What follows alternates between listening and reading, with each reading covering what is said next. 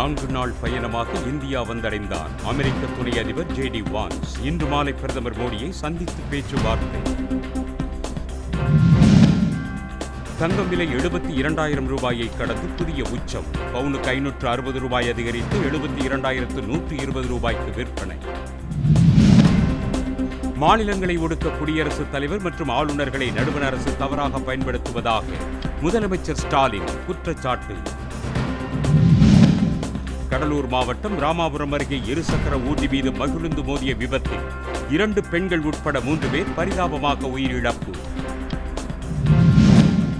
திருவண்ணாமலையில் 34 கோடி ரூபாய் மதிப்பில் மினி டைடல் பூங்கா கட்டுவதற்கு ஒப்பந்தம் கோரியது தமிழக அரசு.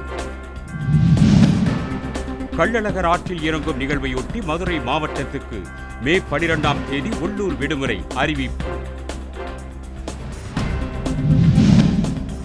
அதிமுக பாஜக கூட்டணியை தோற்கடிக்க முடியாது என்ற பயம் திமுகவுக்கு வந்துவிட்டதாக நயினார் நாகேந்திரன் சாடல்.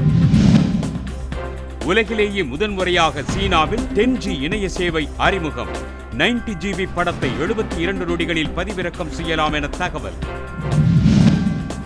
பெல்ஜியத்தில் நடைபெற்ற GT4 ஐரோப்பிய மகிழுந்து பந்தயத்தில் நடிகர் அஜித் குமாரின் அணி 2வது இடம் பிடித்து அசத்தல்.